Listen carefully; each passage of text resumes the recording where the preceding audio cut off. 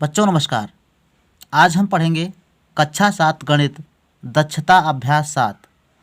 दक्षता अभ्यास 7 के 7 प्रश्न हमने पिछली वीडियो में करवा दिया है। उन प्रश्नों को अगर आपने नहीं देखा है तो लिंक डिस्क्रिप्शन में होगी, वहाँ पर जाकर आप देख सकते हैं, या फिर वीडियो को आप पूरा देखिए और अंत में आपको स्क्रीन पर वो वीडियो नज़र आ जाएगा, वहाँ पर क्लिक करके आप अपनी वीडियो को देख सकते हैं। तो इस प्रश्न में अब हम पढ़ेंगे प्रश्न संख्या 8 से और बाकी के सारे सवाल करेंगे। तो आइए शुरू करते हैं। सवाल नंबर 8 दिया गया है कि एक विद्यालय में 55% लड़के हैं। यदि लड़कियों की संख्या 900 हो तो लड़कों की संख्या बताइए। ये प्रतिशत का सवाल है, वाणिज्य गणित से संबंधित है ना। तो इसमें सबसे पहले इसके 2 तरीके हैं, आप 2 तरीके से कर सकते हो, लेकिन हम आपको सबसे आसान तरीका बताएंगे। तो देखिएगा, एक विद्यालय में 55% क्या है, लड़के हैं। तो 55% लड़के दिए गए हैं, तो यहाँ पर लिख देना कि लड़कों का प्रतिशत है ना, लड़कों का प्रतिशत। यहाँ पर लड़कों का प्रतिशत दे रखा है, कितना है, 55%। अच्छा, जो यहाँ पर कुल लड़के हैं उनका प्रतिशत कितना होगा, 100%। यानी छात्र चाहे 500 हो, चाहे 1000 हो, चाहे 10,000 हो, उनका प्रतिशत रहेगा 100%, है ना। कोई भी वस्तु होती है 100% होती है, तो कुल जो छात्र हैं वो 100% होते हैं, जिसमें से 55% ये आपके क्या हैं, लड़के हैं, और शेष लड़कियां हैं। शेष कितनी, 900 लड़कियां हैं। लड़कियों की संख्या दी गई है कि 900 हैं। अब यहाँ पर इनका प्रतिशत नहीं दिया गया है, तो आप प्रतिशत यहाँ से निकाल लीजिए। तो अब लिखेंगे लड़कियों का प्रतिशत, लड़कियों का प्रतिशत। लड़कियों का प्रतिशत आप कैसे निकालोगे, देखो 55% लड़के हैं, तो शेष बची हुई 100% से आपको घटा देना है 55, तो बची कितनी, लड़कियां। तो ये आपकी कितनी बची, 100 में से 55 घटाओगे तो बचेगा 45। ये 45% जो है ये लड़कियां हैं, और लड़कियों की संख्या दे रखे हैं कि 900 है, तो 45% लड़कियां हैं और संख्या में 900 हैं। इसका मतलब ये हुआ कि 45% 900 के बराबर हैं, है ना। 900 संख्या में और प्रतिशत में कितनी, 45। तो यहाँ से आप लिख सकते हो कि 45% बराबर दिया गया है 900, है ना। अच्छा, तो एक बात ये बताओ जरा, 45% बराबर दिया गया है 900। अच्छा, तो एक बात ये भी आपको जानकारी हो जाए कि 1% बराबर कितना होगा, बताओ। 1% बराबर हो जाएगा, आप 900 को 45 से भाग कर दीजिए, तो आपको 1% मालूम हो जाएगा, है ना। अब यहाँ सब आपको 1% मालूम हो जाएगा, फिर आप क्या करना, 55% ज्ञात कर लेना, ठीक। तो यहाँ से देखो हम गांठ देंगे, तो 45 दूना कितना होता है, 45 से कम 45, और 45 दूना 90, है ना। 45 दूना 90, तो यहाँ पर 2 आ जाएगा और ये 0 बचेगा, तो 20 हो जाएगा। यानी 1% बराबर कितना निकला आपका, 1% बराबर निकला है 20। यानी 1% में 20 छात्र हैं। तो कहने का तात्पर्य लड़कों की संख्या निकालनी है, तो लड़कों की संख्या है 55%, है ना। तो यहाँ पर आप लिख दीजिएगा कि लड़कों की संख्या बताइए। तो यहाँ पर लिख दीजिए लड़कों की संख्या, लड़कों की संख्या। अब ये लड़कों की संख्या कितनी है, 55% है ना। और हमने निकाला है कि 1% बराबर 20, तो अब 55% बराबर कितना होगा, ये बताओ ज़रा। तो हो जाएगा 55 गुणा में 20, है ना, ये आपका हो जाएगा। तो आप गुणा कर दीजिए यहाँ से, 55 दूना होता है 110, कितना होता है, 110 होता है, और ये आपका 0 लग जाएगा। तो 1100 कुल लड़के कितने आए हैं, 1100, यानी लड़कों की संख्या कितनी है, 11। तो आशा है कि ये सवाल आपको आसानी से समझ में आ गया है। नेक्स्ट सवाल दिया गया है कि एक परीक्षा में गणित में कुल 45% छात्र जो है अनुत्तीर्ण हुए, विज्ञान में कुल 25% विद्यार्थी अनुत्तीर्ण हुए। यदि 15% दोनों विषयों में अनुत्तीर्ण रहे हों तो कितने प्रतिशत विद्यार्थी उत्तीर्ण हुए हैं? यानी गणित की परीक्षा में 45% फेल हुए हैं, विज्ञान में 25% बच्चे फेल हुए हैं, और वही दोनों विषयों में क्या है, गणित और विज्ञान में 15% जो है फेल हुए हैं दोनों विषयों में। तो बताना यह है कि कितने प्रतिशत विद्यार्थी उत्तीर्ण हुए हैं। तो सबसे पहले देखो, थोड़ा एक ग्राफ हम बना रहे हैं। मान लेते हैं कि यहाँ पर कुछ जो बच्चे हैं वो क्या है, गणित में फेल हो रहे हैं। यहाँ पर गणित वाले हैं, ये गणित वाले फेल हो रहे हैं, और यहाँ पर क्या है, विज्ञान वाले फेल हो रहे हैं। इसमें विज्ञान वाले हैं। अच्छा, अब इसमें जो है कुछ दोनों में कॉमन है ना। थोड़ा कॉमन बनाएंगे, यहाँ यहाँ ऐसे बनाओ इसको, इस प्रकार से बनाएंगे इसको, ये विज्ञान के हो जाएंगे। कहने का तात्पर्य यह है कि कुछ विद्यार्थी यानी 15% विद्यार्थी, 15% कितने, 15% विद्यार्थी दोनों विषयों में फेल हैं, और 45% गणित में फेल हैं। यानी 45 का मतलब ये हुआ कि इसमें जो गणित में है वो भी इसमें शामिल हैं, और 15 विज्ञान में जो है वो भी शामिल हैं। जो 45% है इसमें विज्ञान में 15% जो फेल हैं वो भी हैं, और जो गणित में फेल हैं वो भी हैं, है ना। तो इसमें कॉमन हो जाता है। यहीं पर देखो 25% जो विज्ञान के फेल हैं, है ना, तो उसमें से 15% ऐसे हैं जो गणित में भी फेल हैं। तो ये आपको ध्यान देना है, यानी 15% क्या है, दोनों में कॉमन हो रहे हैं, तो ये आपको निकाल देना है। तो सबसे पहले आपको लिखना है कि गणित में कुल फेल छात्र या अनुत्तीर्ण छात्र, गणित में अनुत्तीर्ण छात्र, गणित में अनुत्तीर्ण छात्र 45% दिए गए हैं। और वही अंग्रेजी की बात करें, विज्ञान की बात करें, तो विज्ञान में जो है अनुत्तीर्ण छात्र कितने दिए गए हैं, वो दिए गए हैं 25%, है ना, 25% दिए गए हैं। अच्छा, अब हम दोनों विषयों की बात करें, दोनों विषयों में जो है आपके, दोनों विषयों में 15% छात्र क्या है, अनुत्तीर्ण हुए हैं। 45 में जो 15% विज्ञान वाले हैं वो भी शामिल हैं, और 25 में जो गणित वाले 15% हैं वो भी शामिल हैं। तो आपको यहाँ से निकाल लेना है कि केवल गणित में, केवल गणित में अनुत्तीर्ण छात्र, जो केवल और केवल गणित में फेल हुए हैं, उनका प्रतिशत, है ना, उनका प्रतिशत कितना बनेगा। अच्छा देखो, 45% पहले दिया गया था कि गणित में फेल हैं, लेकिन इसमें 15% वो भी शामिल हैं जो दोनों विषय में फेल हैं ना। तो 45% से घटा देंगे 15%, तो आपका बचेगा 30%। ये 30% छात्र ऐसे हैं जो यहाँ पर लिखे जाएंगे, है ना।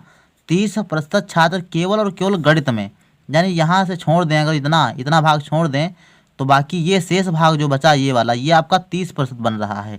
तो 30% छात्र क्या है, केवल और केवल गणित में फेल हो रहे हैं। वही बात केवल विज्ञान में जो फेल छात्र हैं वो आपको निकाल लेना है। तो विज्ञान में फेल छात्र कितने हो जाएंगे, तो ये 25% हैं, इसमें 15% वो भी शामिल हैं जो गणित में फेल हैं।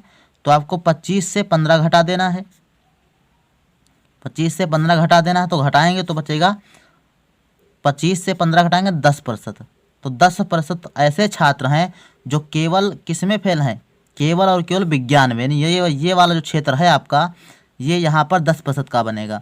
तो 10% केवल कहाँ है, विज्ञान में फेल हैं। अच्छा, वही बात अब हम कुल कितने छात्र फेल हुए ये आपको जानकारी हो जाएगी। देखो 30% क्या है, विज्ञान गणित में फेल हुए, 10% विज्ञान में फेल हुए, और दोनों में 15% फेल हुए। तो कुल जो आपके अनुत्तीर्ण छात्र हैं उनको निकाल लेंगे। तो यहाँ से निकाल लेना कि कुल अनुत्तीर्ण छात्र बराबर अनुत्तीर्ण छात्र। तो कुल अनुत्तीर्ण छात्र कितने हुए आपके, हो गए यहाँ से दोनों में 15% फेल हैं तो वो लिख दो, और प्लस केवल गणित में कितने हैं, 30 हैं, ये लिख दो, और प्लस 10 केवल विज्ञान में है, ये लिख दो। तो जोड़ने के बाद 15 और 30, 15 और 10 25 और 30 कितना हुआ, 25 और 30 55, है ना। ये 55% जो है आपका क्या आया है, कुल अनुत्तीर्ण छात्र इतने हैं 55%, है ना। अब हम यहाँ से निकाल सकते हैं कि कुल उत्तीर्ण कितने हुए। जब 55% यहाँ पर अनुत्तीर्ण हो गए तो उत्तीर्ण कितने हुए यहाँ से निकल जाएंगे। तो लिखेंगे उत्तीर्ण छात्र, या लिख दीजिएगा कुल उत्तीर्ण छात्र बराबर कितने हो जाएंगे, 100% कुल छात्र होते हैं, उसमें से 55% क्या है, अनुत्तीर्ण हो गए, तो बचे कितने, 45%। तो 45% छात्र ये क्या हैं, पास हुए हैं यानी उत्तीर्ण हुए हैं। तो ये आपका सवाल यहाँ पर कंप्लीट होता है। प्यारे बच्चों, सवाल दिया गया है कि 364 रुपये में एक रेडियो बेचने से 9% की हानि होती है, तो रेडियो का क्रय मूल्य ज्ञात कीजिए। यानी कि यहाँ पर आपका विक्रय मूल्य दे रखे हैं। क्या दे रखे हैं, विक्रय मूल्य दिया गया है, आपको क्रय मूल्य निकालना है, यानी कि कितने रुपए में वो वस्तु जो है खरीदी गई थी। तो सबसे पहले आपको लिख देना है जो चीज़ दिया गया है। दिया आपका गया है कि विक्रय मूल्य आपका यहाँ पर दिया गया है। विक्रय मूल्य सवाल में दिया गया है 364 रुपये। कितना दिया गया है, 364 रुपये दिया गया है। और हानि कितनी निकली है ये आपको लिख लेना है। हानि आपकी प्रतिशत में दी गई है, यहाँ पर हानि प्रतिशत में ये आपकी दी गई है 9%। कितनी है, 9%। यानी ये जो रेडियो है बेचने पर 9% की हानि हुई है, तो क्रय मूल्य आपको ज्ञात करना है। तो यहाँ से आपको मान लेना है कि क्रय मूल्य बराबर कितना है, x रुपये है। हम मान ले रहे हैं कि क्रय मूल्य आपका x रुपये है। तो यहाँ से आप जब क्या निकालोगे, हानि निकालोगे, तो आपकी कितना निकल के आएगी। तो हानि बराबर होता है कि अगर आप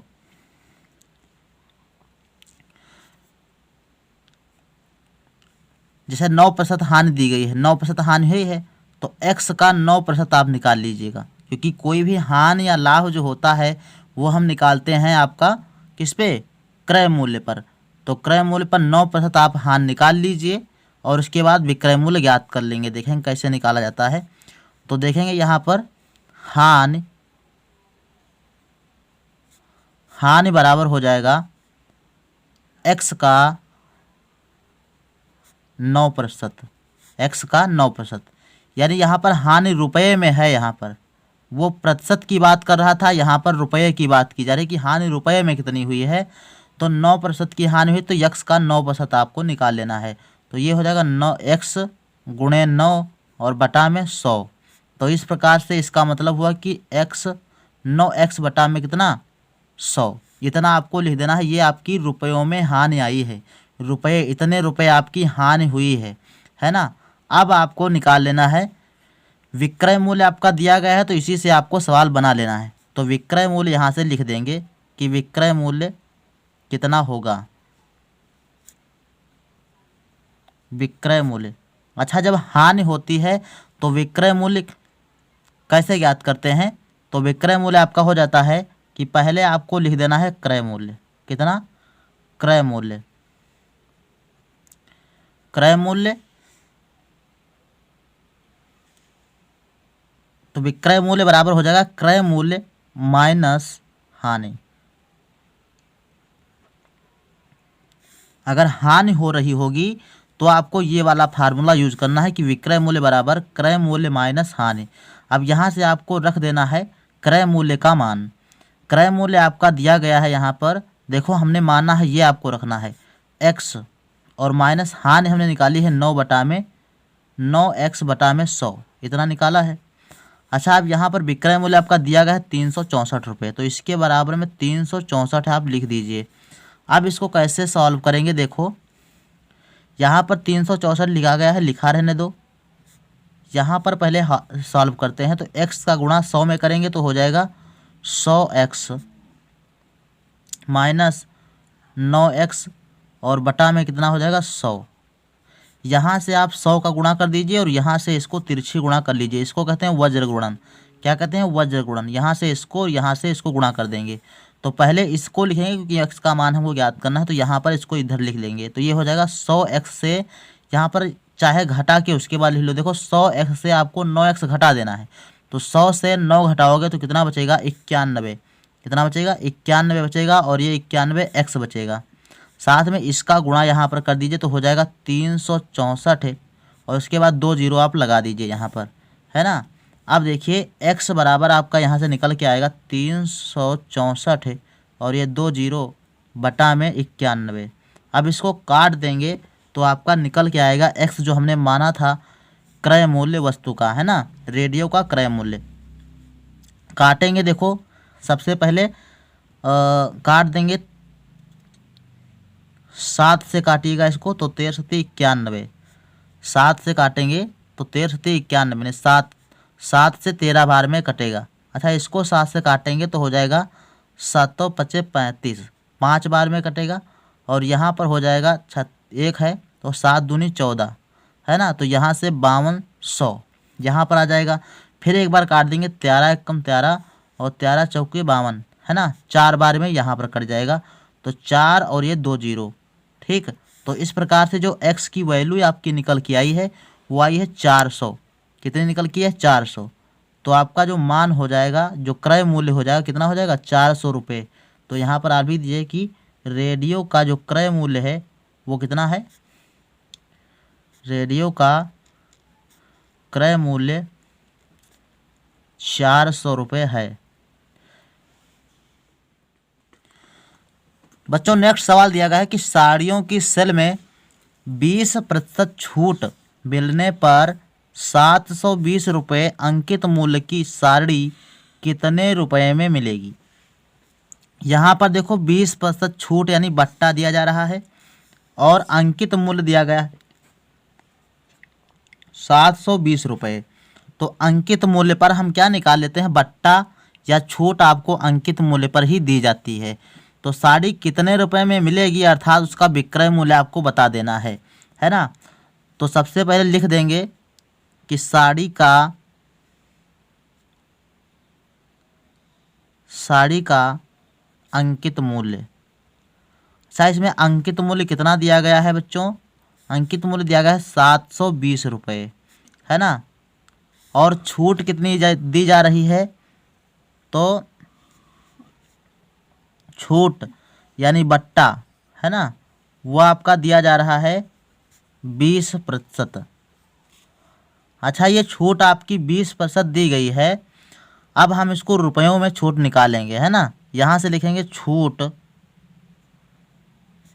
अब ये ब्रैकेट में आपको लिख देना है रुपये में, ताकि समझ में आ जाए कि ये छूट कैसी है, रुपयों में है। यहाँ पर आपको 20% निकाल लेना है। छूट 720 रुपये का 20% यहाँ से निकाल लेना है।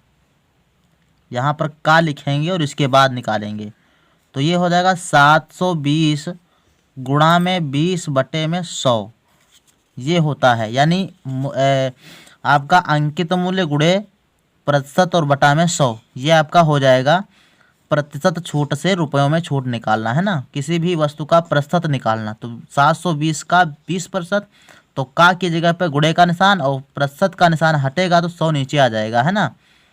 तो देखो यहाँ पर ये जीरो यहाँ से 2 कटे और 2 ऊपर के जीरो काट दीजिए, तो जब गुणा करेंगे तो हो जाएगा 2 दूना 4 और 2 सते 14। तो यहाँ से आपका 144 रुपये छूट निकल के आएगी। कितने रुपए बच्चों, 120 रुपये छूट निकलेगी। तो यहाँ से हम कह सकते हैं कि वस्तु का या साड़ी का विक्रय मूल्य, साड़ी का विक्रय मूल्य यानी कितने रुपए में साड़ी बिकेगी, है ना। ये 20% छूट देने के बाद साड़ी कितने की, 720 माइनस 144, 720 माइनस 144 इतने रुपए में बिकेगी। तो घटाएंगे, देखो कितना बचता है, 10 यहाँ पर और 10 से 4 घटेगा तो बचेगा 6। यहाँ पर 11 से 4 घटेगा तो 7 4 11 7, और यहाँ बचा कितना 6, 6 से 1 घटेगा तो 5, तो 576 रुपये की ये साड़ी आपकी बिकेगी, है ना। तो इस प्रकार से आपको सवाल ये कर देना है। प्यारे बच्चों, क्वेश्चन दिया गया है कि किरण ने डाकघर में बचत बैंक खाते में 1600 रुपये जो है जमा किया। उसने 3 वर्ष तक इसमें कोई धन नहीं निकाला। 3 वर्ष बाद सारा धन निकाल लिया, बताइए उसे कुल कितने रुपए ब्याज मिले। यदि डाकघर में 5% वार्षिक चक्रवृद्धि हो, है ना, यदि डाकघर में ब्याज जो है 5% वार्षिक चक्रवृद्धि दी जाती हो, तो यहाँ पर आपका जो मूलधन दिया गया है, जिन्होंने जमा किया है, किरण ने जो है 1600 रुपये जमा किया है, तो ये आपका मूलधन हो गया। तो यहाँ पर लिख देंगे मूलधन, मूलधन आपका दिया गया है। ये मूलधन होता क्या है, मूलधन को हम लिखते हैं पी से, है ना, किससे लिखते हैं, पी से। तो ये आपको पी ब्रैकेट में लिख देना है। मूलधन दिया गया 1600 रुपये। अच्छा, वही बात देखो 3 वर्ष के लिए जमा किया गया था। 3 वर्ष ये क्या है, समय दिया गया है, और समय को हम लिखते हैं एन से। किससे लिखते हैं, एन से। और ये दिया गया है 3 वर्ष। और तीसरी चीज़ दी गई है दर। दर को हम लिखते हैं आर से, है ना। तो दर ब्रैकेट में आर लिख दीजिएगा, बराबर में कितना दिया गया है, 5%। 5% वार्षिक ब्याज दर है। और अब आपको निकाल देना है कि ब्याज बराबर, यानी ब्याज कितना है। तो सबसे पहले मिश्रधन निकालेंगे, और मिश्रधन से मूलधन घटा देंगे, तो वही आपका क्या है, आंसर हो जाएगा। तो मिश्रधन आपको निकालना है। मिश्रधन बराबर क्या होता है, मिश्रधन इसको ए से लिखते हैं, बराबर में मूलधन और ब्रैकेट में 1 प्लस दर बटे 100 और घात समय होती है ना। ये आपका सूत्र होता है। अगर गणितीय रूप में देखें तो ए बराबर पी 1 प्लस आर बटा में 100, ये आपका सूत्र होता है ना। इसकी घात यन होती है। ये आपका गणितीय रूप में है। तो यहाँ पर आपके सवाल में जो जो दिया गया है उसको आप यहाँ पर फिल कर दीजिए, और यहाँ से आपका मिश्रधन जो है निकल के आ जाएगा। तो 1600 रुपये आपका दिया गया है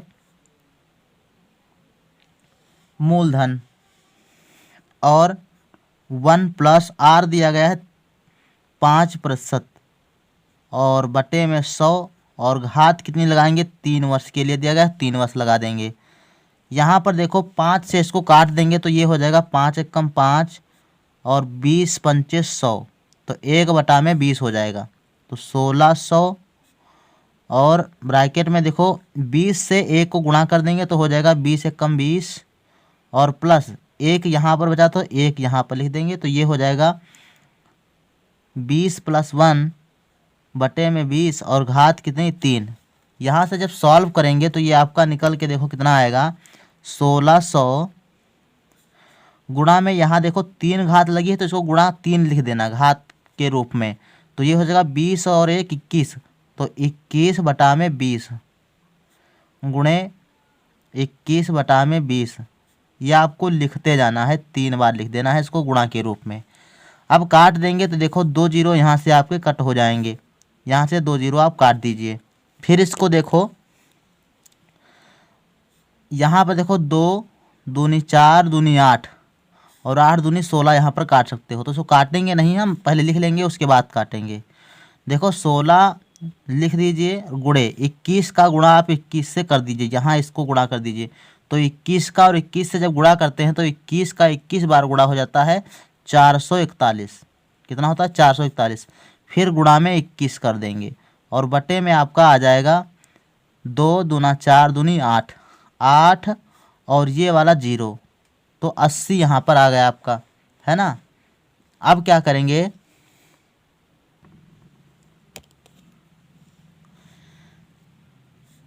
यहाँ से आप क्या करिएगा, 8 से यहाँ पर काट दीजिएगा। काटेंगे यहाँ पर हो जाएगा 4 दूनी 8 एकम 8, तो 10 यहाँ पर हो जाएगा, और इसको 8 से काटेंगे तो 8 दूनी 16, यहाँ पर 2 हो जाएगा, है ना। तो एक बार और काटते हैं इसको, 2 एकम 2 और 2 पंचे 10, है ना। 2 से हमने काट दिया। अब देखो 441 को 21 से जब गुणा करेंगे तब कितना आएगा, यहाँ पर हम गुणा करके देख लेते हैं। 441 का 21 से गुणा, तो देखो 21 एकम 21 का 1, और 21 चकू 84, 84 और 2 कितना हुआ, 84 और 2 86 के 6, और 21 चकू 84, 84 और 8 84 और 8 हो गए आपके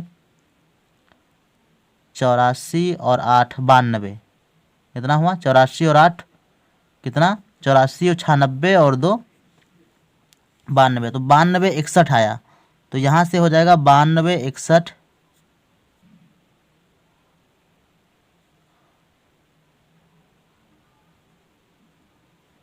92 61 और बटे में कितना?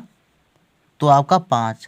यहाँ से जब इसको भाग देंगे तो एक बार भाग करके भी दे देते हैं। भाग देना है आपको 5 से। किससे भाग देना? 5 से भाग देना है। तो ये हो जाए आपका, देखो 5 एकम 5 हो जाएगा।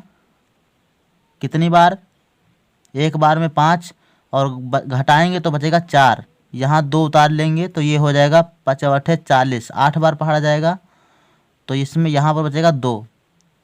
और फिर आप जो है इसको काटेंगे तो 2 एकम 2 यहाँ बचा और इसको 6 उतारेंगे तो ये बचेगा आपका 26 हो जाएगा। 5 25 5 बार। यहाँ पर बचा 1 और 1 ये वाला उतारेंगे तो हो जाएगा 11। तो 5 दूनी 10। यहाँ हो गया आपका 1 बचेगा और फिर दशमलव लगाएंगे, 1 0 उतारेंगे और 5 दूनी में 10, है ना। यहाँ से ये पूरा पूरा आपका कट जाएगा। तो अब इसको यहाँ पर छोड़ देंगे और आपका जो है यहाँ पे निकल के आएगा क्या? मिश्रधन बराबर। मिश्रधन आपका निकल के आया है 1852 रुपये। 1852 रुपये 20 पैसे। 2 लिखा है, 2 मतलब 20, 0 एक बढ़ा सकते हो तो 20 पैसे। अब ये आपका मिश्रधन आया तो यहाँ पर निकालेंगे ब्याज बराबर। ब्याज कितना मिला? तो ब्याज आपका होता है, या चक्रवृद्धि ब्याज है, ये चक्रवृद्धि ब्याज बराबर हो जाएगा A माइनस P, यानी मिश्र धन को घटा देंगे मूलधन से। तो मिश्र धन आपका आया है ये 1852 रुपये 20 पैसे। घटाना है आपको 1600 रुपये। ये मूलधन आपका दिया गया था। घटाएंगे तो बचेगा 2 से 0 घटेगा तो कितना बचेगा? 2। 5 से 0 घटेगा तो 5 और 8 से 6 घटेगा तो 2। तो 252 रुपये और ये 20 पैसे आपको लिख देना है ऐसे। तो कितना बचा? 252 रुपये 20 पैसे आपका क्या है? ये चक्रवृद्धि ब्याज निकल के आएगा, है ना। तो ये आपका सवाल हो जाएगा। बच्चों नेक्स्ट सवाल दिया गया है कि माजिद ने डाकघर के सावधि जमा खाते में 5000 रुपये 2 वर्षों के लिए जमा किया। 2 वर्ष बाद उसे कुल कितने रुपए मिले यदि ब्याज दर 8% वार्षिक चक्रवृद्धि हो? तो यहाँ पर आपको मूलधन जो है वो आपको लिख देना है।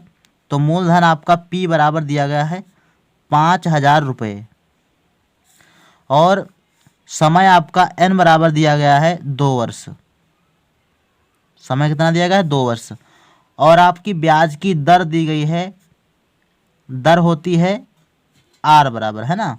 ये हो जाएगा 8% आपका सवाल में दिया गया है। तो यहाँ पर लिखा है कि चक्रवृद्धि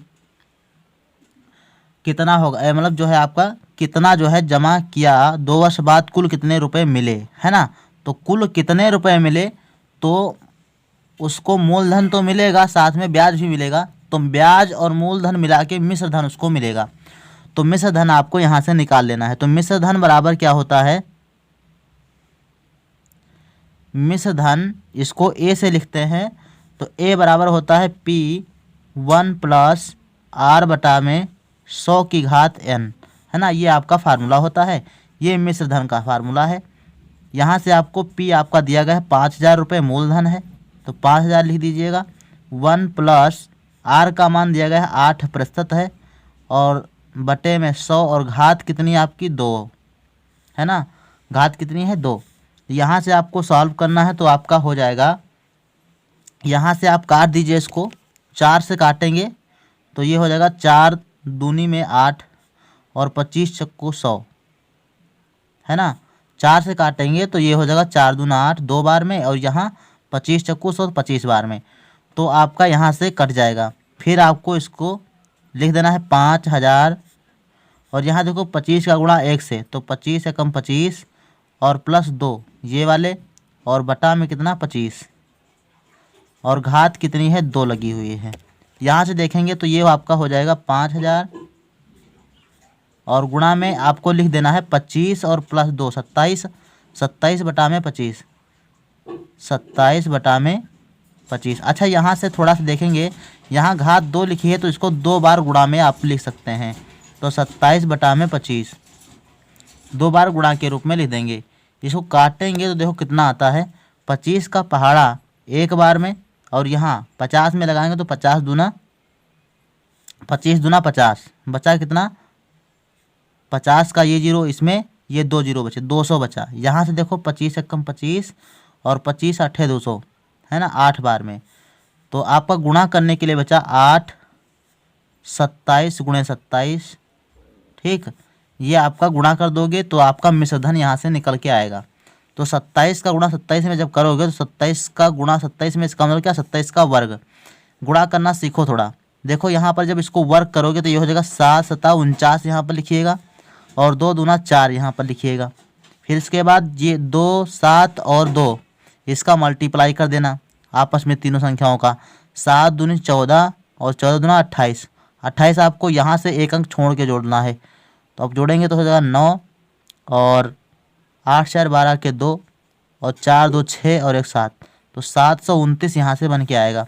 और 729 का 8 में गुणा कर देंगे यहाँ पर, तो 8 से गुणा करेंगे तो ये हो जाएगा 8 9 72 के 2, और 8 दूनी 16, 8 9 72 के 2, और 8 दूनी 16 और 7, 7 6 13 23, और 8 7 56, 56 और 2 कितने हुआ 58, 56 और 2 58, तो 5832 रुपये, यानी 5832 रुपये ये आपके क्या है मिश्रधन निकल के आया है। यानी 5000 उसको मूलधन, और बाकी 832 रुपये ये चक्रवृद्धि ब्याज मिला के इतने रुपए मिलेंगे, 5832 रुपये। तो इस प्रकार से ये आपका प्रश्नावली जो है कंप्लीट होती है। मिलते हैं नेक्स्ट वीडियो में, तब तक के लिए धन्यवाद।